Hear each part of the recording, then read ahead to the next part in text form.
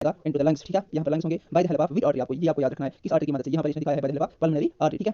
तो pulmonary artery ने कौन सा ब्लड कैरी किया? पल्मोनरी आर्टरी ने डीऑक्सीजनेटेड ब्लड कैरी किया। समझ में आ रही बात? अब यहाँ पर लंग्स होंगे, लंग्स क्या करेगा? लंग्स डीऑक्सीजनेट ब्लड जो है ना ऑक्सीजनेट करेगा। फिर इन दो हम कहेंगे लेफ्ट जो है ना पल्मोनरी वेन, इनकी मदद से आएगा इनटू द लेफ्ट एट्रियम। अब लेफ्ट एट्रियम में कौन सा ब्लड है? इसने यहाँ पर ऑक्सीजनेटेड किया ना ब्लड को, तो हमारे पास ऑक्सीजनेटेड ब्लड आया। फिर ये जाएगा इनटू द लेफ्ट वेंट्रिकल और सीधे bye the help. Assalamu alaikum. Hello dear students, welcome back again. In the previous video we discussed about the respiratory system, we discussed about the digestive system of your life process, ठीक है। तो हमने respiratory system and digestive system पढ़ा, जो भी उसमें था important वो हमने cover किया। For your examination point of view जो भी important था we discussed that. Now in this video we have two important topics. एक है transport system, then we have the excretory system, and this will conclude your life process as per your NCERT, ठीक है। सो सबसे पहले हम ये देखेंगे कि सर्कुलेटरी सिस्टम जो है ना आपको ट्रांसपोर्टेशन में पढ़ना है। ट्रांसपोर्टेशन का क्या मतलब है कि हमें फूड ट्रांसपोर्ट करना है, हमें गैसेस ट्रांसपोर्ट करने, हमें न्यूट्रिएंट्स ट्रांसपोर्ट करने, ठीक है। तो सबसे पहले अगर हम सर्कुलेटरी सिस्टम देखेंगे, सर्कुलेटरी सिस्टम क्या होता है? ये वो वाला सिस्टम होता है जिसमें क्या होता है, system is responsible for transport of various substances, ठीक है, इन ह्यूमन बींग्स। जैसे क्या क्या, we have the nutrients, we have the oxygen supply, we have the carbon dioxide जो हमें ट्रांसपोर्ट करना है। अब क्या कंपोनेंट्स है जिनकी वजह से ये ट्रांसपोर्ट होता है? जैसे we have heart, we have arteries, we have veins, we have blood capillaries, ठीक है। समझ में आ रही है बात? Then blood plays the important role of the carrier of substances. मतलब ये है कि ब्लड से ही ये सब चीज़ें ट्रांसपोर्ट होती है bye the help of heart, arteries, veins and the capillaries. Now थोड़ा हम हार्ट के बारे में पढ़ेंगे। Heart is a muscular organ, अब सबको ये पता होना चाहिए, which is composed of cardiac muscles, ठीक है। अब इसका साइज कितना है? इसका साइज हम कहते हैं कि एडल्ट का जो फिस्ट होता है उसके बराबर एक हार्ट का साइज होता है। Heart is the pumping organ which pumps the blood, ये भी आपको याद रखना है कॉन्सेप्ट के लिए, ठीक है। समझ में आ रही है बात? Then we have 4 chambers in our human heart. Chambers different होते हैं इन डिफरेंट ऑर्गेनिजम्स, ठीक है। जैसे फिशेस में 2 चैम्बर्ड हार्ट होता है, इसी तरीके से we have different chambered heart in different organisms. अगर हम अपनी बात करेंगे, we have 4 chambers, auricle, ventricle and right auricle, right ventricle, left auricle, left ventricle, we have 4 chambers. अब यहाँ पर और एक टर्म है जो आपको समझनी है आपके कॉन्सेप्ट के लिए। एग्जाम आपके एग्जाम में तो नहीं होगा, लेकिन कॉन्सेप्ट ये है कि सिस्टोल का क्या मतलब है। जब कार्डियक मसल्स कॉन्ट्रैक्ट करते हम इसे सिस्टोल कहते हैं, ठीक है। और जब कार्डियक मसल्स रिलैक्स करते हैं ना, हम इसे डायस्टोल कहते हैं। अब यहाँ पर और एक दो चीज़ें हैं जो आपको समझनी है। देखो मैंने आपको पहले बताया आर्टरीज, आर्टरीज क्या होती है? आर्टरीज वो वाली थिन ब्लड वेसल्स होती है जो कैरी करती है ऑक्सीजनेटेड ब्लड। याद रखना, आर्टरीज कैरी करती है oxygenated blood from the heart to the different organs, ठीक है। समझ में आ रही है बात? लेकिन इसमें एक एक्सेप्शन है, that is the pulmonary artery, जो क्या कैरी करती है deoxygenated blood from the heart to the lungs for oxygenation. समझ में आ रही है बात? फिर से मैं एक बार आपको समझाऊंगा। आर्टरीज क्या होती है? आर्टरीज वो वाली ब्लड वेसल्स होती है जो कैरी करती है ऑक्सीजनेटेड ब्लड, शाबाश, जो कैरी करती है oxygenated blood from the heart to different organs, ठीक है। From the heart to different organs, याद रखना, ठीक है। लेकिन हमारे पास इसमें एक एक्सेप्शन है, that is the pulmonary artery, जो क्या करती है डीऑक्सीजनेटेड ब्लड करती है carry from heart to lungs for oxygenation. अब we have the another, that is the veins. Veins क्या करते हैं? देखो आर्टरीज क्या करते थे? आर्टरीज ब्लड लेते थे टू द बॉडी। अब बॉडी से जो ब्लड लाएगा टू द हार्ट हम उसे कहते हैं दीज आर द वीन्स। और ये जो अगर for example we have the body here and here is the heart, ठीक है। अब जो वेसल ये कैरी करेगा डीऑक्सीजनेटेड ब्लड कैरी करेगा, हम इसे कहते हैं vein. Now we have the capillaries, इन दोनों को जो मिलाता है, ठीक है, आर्टरीज और वेन्स के दरमियान जो कैपिलरी, उन्हें हम कैपिलरीज कहते हैं, ठीक है, ब्लड वेसल्स होते हैं, उन्हें हम कैपिलरीज कहते हैं। These are single cell wall, ठीक है। Now we have the blood, blood क्या है, blood is fluid connect to tissue. इसमें क्या क्या होता है, we have plasma, blood cells and the blood platelets. अब ब्लड प्लाज्मा क्या है,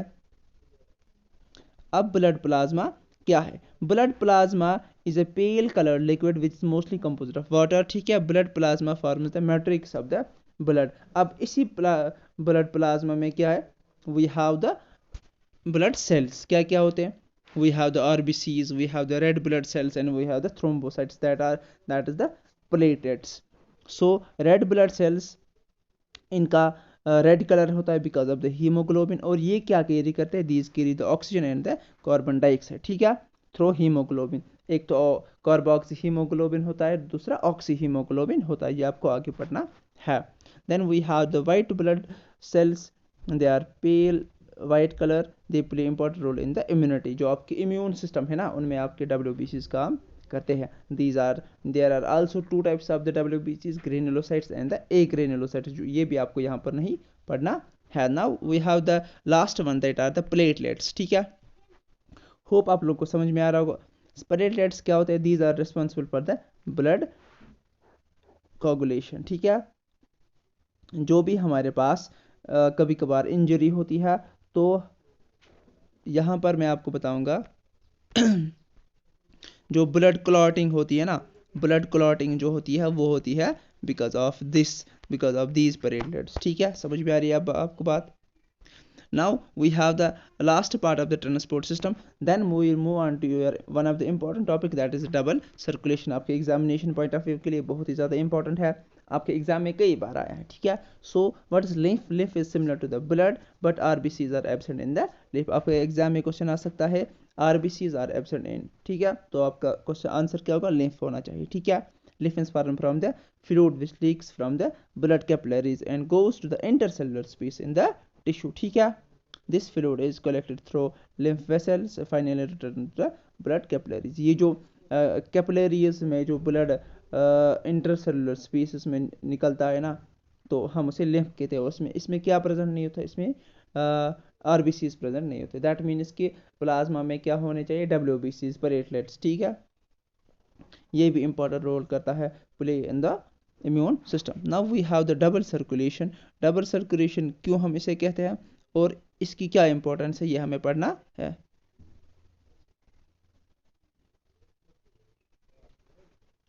देखो इंपॉर्टेंट बात ये है कि ह्यूमन जो हार्ट होता है ना, इसमें ब्लड जो है पास करता है ट्वाइस, ठीक है, इन वन कार्डियक साइकिल। तो इसलिए इसे हम कहते हैं डबल सर्कुलेशन। जैसे हम ऐसे कह सकते हैं, one complete heart beat in which all the chambers of heart contract and relax is called cardiac cycle. ये वो वाला साइकिल है जिसमें हम कहते हैं कि एक कंप्लीट हार्ट बीट होती है चैम्बर्स की, while they contract and relax, ठीक है। अब देखो हमारा जो हार्ट है वो बीट करता है 72 टाइम्स, ठीक है, पर minute in normal adult. In one cardiac cycle the heart pumps about 70 millilitre blood and thus 49 millilitre blood in a minute, ठीक है। सो अब मैं आपको यहाँ पर सिखाऊंगा कि हमारे पास क्या क्या स्ट्रक्चर है in the heart. So this is the right atrium, this is the right ventricle, this is the left atrium, this is the left ventricle. देखो अब आपको समझना है कि डबल सर्कुलेशन क्या होती है। यहाँ से हमारे पास superior vena cava and inferior vena cava से ये है superior vena cava, this is inferior vena cava. तो यहाँ से क्या आएगा, देखो यहाँ पर मैं आपको सिखाने की कोशिश करूँगा इस वाली इससे। तो यहाँ से ब्लड आएगा नीचे, ठीक है। तो फिर ये जो ब्लड होगा this is the deoxygenated blood, ये वाला ब्लड होगा डीऑक्सीजनेटेड ब्लड। और इसको क्या करना है, अब ऑक्सीजनेटेड करना है ना ब्लड को, तो ये हो जाएगा, ये जाएगा into the lungs bye the help of pulmonary artery, ठीक है।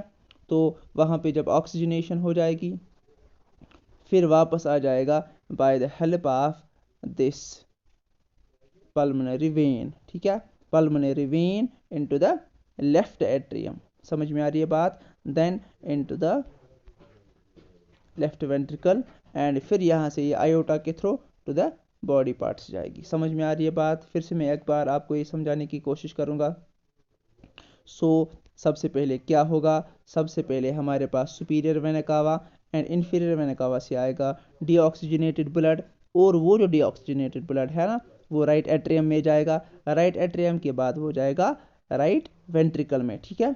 राइट वेंट्रिकल जब पंप करेगा तो ये जाएगा इनटू द लंग्स, ठीक है, यहाँ पर लंग्स होंगे। Bye the help of which artery, आपको याद रखना है किस आर्टरी की मदद से, यहाँ पर इसने दिखाया है bye the help of pulmonary artery, ठीक है। तो पल्मोनरी आर्टरी ने कौन सा ब्लड कैरी किया, पल्मोनरी आर्टरी ने डीऑक्सीजनेटेड ब्लड कैरी किया, समझ में आ रही है बात। अब यहाँ पर लंग्स होंगे, लंग्स क्या करेगा, लंग्स डीऑक्सीजनेट ब्लड जो है ना ऑक्सीजनेटेड करेगा, फिर इन दो हम कहेंगे लेफ्ट जो है ना पल्मोनरी वेन, इनकी मदद से आएगा इनटू द लेफ्ट एट्रियम। अब लेफ्ट एट्रियम में कौन सा ब्लड है, इसने यहाँ पर ऑक्सीजनेटेड किया ना ब्लड को, तो हमारे पास ऑक्सीजनेटेड ब्लड आया, फिर ये जाएगा इनटू द लेफ्ट वेंट्रिकल और सीधे ही by the help of aorta into the जो भी बॉडी पार्ट्स है उन तक जाएगा, ठीक है, समझ में आया आपको। So this was all about for your double circulation topic. Now we have transportation in plants. So plants क्या है ना, plants have specialized vascular tissue for transport of substances. There are two types of vascular tissues, that is xylem and phloem. ये आपको पढ़ना है, ये बहुत ही ज़्यादा ज़रूरी है, आपके एग्जाम में ऑब्जेक्टिव भी आ सकता है एंड आपको बड़ा वाला क्वेश्चन भी इससे आ सकता है। सबसे पहले जाइलम किसके लिए रिस्पॉन्सिबल है, transport of water and mineral, ठीक है। It's compose of xylem tracheid, xylem vessel, xylem parenchyma and xylem fibres, ये आपको याद रखना है। Xylem tracheids and xylem vessels are conducting elements, ये भी आपको याद रखना है कि हमारे पास कंडक्टिंग एलिमेंट कौन सा होता है, ठीक है, कौन कौन सा है, tracheids, xylem vessels are the conducting elements. Xylem makes a continuous tube in plants which runs from the root to stem and right up to the veins of leaves, ठीक है। Now we have the phloem. Phloem किसके लिए responsible है, transportation of the food. Now another important topic, that is the ascent of shape. ascent of shape का क्या मतलब है, the upward movement of, देखो जो हमारे पास वाटर है एंड मिनरल है, ठीक है, इनको कहाँ तक जाना है, इनको लीव्स तक जाना है, ठीक है, कहाँ से, रूट तक जाना है, इसको हम कहते हैं एसेंट ऑफ शेप। अब ये कैसे होता है, दिस आकर बाय इन मनी स्टेप्स, ठीक है, तो हम वो समझेंगे कि कैसे होता है। देखो for example we have the root pressure. Root pressure का क्या मतलब है, the walls of cells of root hairs are very thin, water from soil enters the root hairs because of osmosis, root pressure is the movement of water up to the base of system, ठीक है। Root pressure की वजह से देखो ये जो roots होते हैं ना, इनके जो रूट हेयर्स है वो बहुत ही थिन होते हैं, तो ऑस्मोसिस की मदद से रूट वाटर जो है ना एंटर होता है from soil into the roots, ठीक है। Now we have the capillary action. Capillaries का क्या मतलब है, a very fine tube is called capillary, water or any liquid rises in the capillary because of physical force and this phenomena is called capillary action. अगर कोई भी thin tube होगा इसमें water ऊपर जाने की कोशिश करेगा because of the capillary action, ठीक है। Then we have the adhesion coefficient of water molecules. Water molecules make a continuous column in the xylem because of the force of adhesion and cohesion among the molecules, because water and water molecules के दरमियान addition and cohesion होता है, तो इसकी वजह से ये ऊपर चढ़ने की कोशिश करता है। Then one of the important जो है ना आपके इसमें ट्रांसपोर्टेशन में, ठीक है, ट्रांसपायरेशन पुल जो होता है ना, ये बहुत ही ज़्यादा इंपॉर्टेंट है, बिकॉज ट्रांसपायरेशन क्या होता है, transpiration it's the loss of water from the stomata and the lenticels in plants, तो इसे हम ट्रांसपोर्टेशन कहते हैं। For example if this is the leave, तो अगर यहाँ से लॉस ऑफ वाटर हो गया, loss of water in the form of droplets, तो हम इसे कहेंगे ट्रांसपायरेशन, ठीक है। तो जब यहाँ पर वाटर की कंसंट्रेशन कम हो गई तो ये चाहेगा कि हमें और वाटर मिल जाए, तो ये एक पूल क्रिएट करता है, ठीक है, तो आप इसे ट्रांसपायरेशन पूल कहते हैं, ठीक है, समझ में आई बात। तो इन चीज़ों की वजह से, इन चीज़ों की मदद से ये जो है ना root pressure, capillary action, addition coefficient of water, transpiration pull, इनकी वजह से वाटर ऊपर जाता है। Water and minerals, ascent of sap जिसे हम कहते हैं। मैं थोड़ा तेज इसलिए जा रहा हूँ because we have to cover the excretion portion as well. So इस वीडियो में इसे कंप्लीट करना है, then we have the other chapters as well. So जल्दी जल्दी कंप्लीट करने की कोशिश करेंगे। देखो, transport of food in plants happen because of the utilisation of energy, thus unlike the transport through xylem it is a form of active transport. ठीक है, ये जो ट्रांसपोर्टेशन ऑफ फूड है ना, it is the form of active transport. वहाँ पर हमारा जो ट्रांसपोर्ट ऑफ वाटर था, that was the passive transport, and this is the active transport. Moreover, in the flow of substance through phloem takes place. देखो, ये जो है ना फूड जो होता है ना, ये किससे ट्रांसपोर्ट होता है? जैसे मैंने आपको पहले बताया, bye the help of phloem. ठीक है, और ये ऊपर से नीचे तक, नीचे से ऊपर तक ट्रांसपोर्ट होता है। लेकिन वाटर जो ट्रांसपोर्ट होता है ना, वो खाली अपवर्ड डायरेक्शन में ट्रांसपोर्ट होता है। Now we will discuss this the transportation of the food in an easy वे।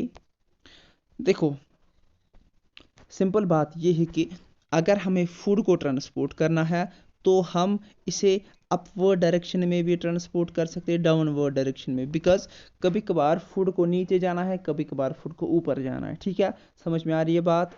तो कभी हमें एनर्जी चाहिए और कभी नहीं चाहिए, तो हम कहते हैं it is a two way traffic in phloem, two way traffic in phloem, two way traffic in phloem. अब ये हम समझने की कोशिश करेंगे। देखो, वाटर इन सॉइल, वाटर कहाँ जाएगा? रूट हेयर्स में जाएगा, फिर रूट कॉर्टेक्स में जाएगा, then through xylem, upward movement through xylem, leaves तक, and diffusion through stomata. This will cover your transportation in plants and the transportation in animals. Now our another topic is the excretion. ठीक है, after we will complete the excretion, we will be doing the हम ऐसे कहेंगे कि we will be doing the NCERT questions। ठीक है, इनको हम डिस्कस करेंगे। So what is excretion? Removal of harmful waste from the body is called excretion। ठीक है, so many wastes are produced during various metabolic activities, वो हमें पढ़ना है। सबसे पहले हमें ह्यूमन एक्सक्रीटरी सिस्टम में क्या क्या पढ़ना है? वी हैव द किडनी में हमें नेफ्रॉन पढ़ना है, जो बहुत ही ज़्यादा इंपॉर्टेंट है। स्ट्रक्चर ऑफ किडनी पढ़ना है। So the human excretory system, इसमें क्या है? Pair of kidneys. ठीक है, यूरेटर, समझ में आ रही है बात? Urinary bladder and at the end urethra. तो हम ऐसे कह सकते हैं the human excretory system is composed of pair of kidney, a tube called the ureter comes out of each kidney and goes into the urinary bladder। ठीक है, urine is collected in the urinary bladder from where it is expelled through the urethra। ठीक है, when required। अब देखो, kidney के बारे में हम थोड़ा पढ़ेंगे। किडनी क्या होती है? Kidney is a bean shaped organ which lies near the vertebral column in the abdominal cavity. ठीक है, the kidney is composed of money filtering units called nephrons. Nephrons बहुत ही ज़्यादा इंपॉर्टेंट है आपके एग्जामिनेशन पॉइंट ऑफ व्यू के लिए। Nephron is also called as the functional unit of kidney. अब देखो, वी हैव हियर, जो मैंने आपको बताया, दिस इज द किडनी। ठीक है, and this is the urinary bladder, this is the ureter and this is the urethra. ये आपको ऐसे, अगर आपके एग्जाम में पूछा जाएगा तो आपको ऐसे बनानी है। And this is the blood supply. Then we have the nephron. Nephron क्या होता है? Nephron it's composed of rectangular mass of tubes and filtering part. ठीक है, जिसे हम कहते हैं ग्लोमेरुलस एंड बोमेनिस कैप्सूल। आपको आगे जाके पढ़ना है। ठीक है, देखो, glomerulus is a network of blood capillaries to which renal artery is attached। the artery which takes blood to the glomerulus is called efferent artery। ये मैं आपको समझाऊंगा। the one receiving blood from the glomerulus is called efferent। glomerulus is enclosed in a capsule like portion called as the Bowman's capsule। देखो, ये एक Bowman's capsule होता है और इसके अंदर जो blood capillaries होती है, इन्हें हम क्या कहते हैं? इन्हें हम glomerulus कहते हैं, और इन दोनों को हम Malpighian body कहते हैं। ठीक है, अब देखो, यहाँ पर मैं आपको समझाऊंगा ये जो मुझे आपको समझाना है। फॉर एग्जांपल, अगर मैं यहाँ पर बनाने की कोशिश करूँगा, this is the glomerulus and this is the Bowman's capsule. इन दोनों को मिलाकर हम मॉलफिजन बॉडी कहते हैं। And then this is the PCT. PCT का मतलब है प्रॉक्सिमल कन्वोल्यूटेड ट्यूब्यूल, ठीक है। This is the proximal convoluted tubule. Then this is the loop of Henle, ठीक है। Then we have the distal convoluted tubule. Then we have the collecting ducts. This is your nephron, ठीक है। Hope आपको समझ में आ रहा होगा। Now we have the excretion in plants. Plants have no special organ for removal of wastage, ठीक है, ये आपको पता है। लेकिन the waste products of respiration and photosynthesis are used as raw material for each other, ठीक है। Oxygen gas produced as a by product of photosynthesis is used up during respiration, and carbon dioxide produced during respiration is used up during photosynthesis, ठीक है। excretion is carried out in plants in the following ways। कैसे? the gaseous waste oxygen, carbon dioxide and water vapors are removed through the stomata of leaves and lentil cells of the stem। याद रखना, हो सकता है आपके objective में ये पूछा जाए।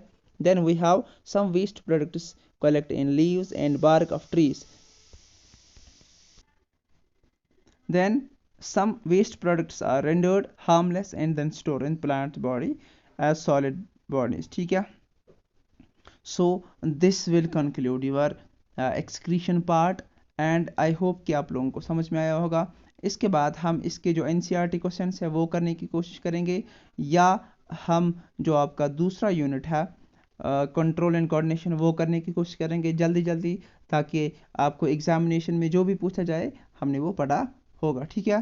Thank you for watching. Video अच्छा लगा हो तो वीडियो को शेयर करना एंड चैनल को सब्सक्राइब करना।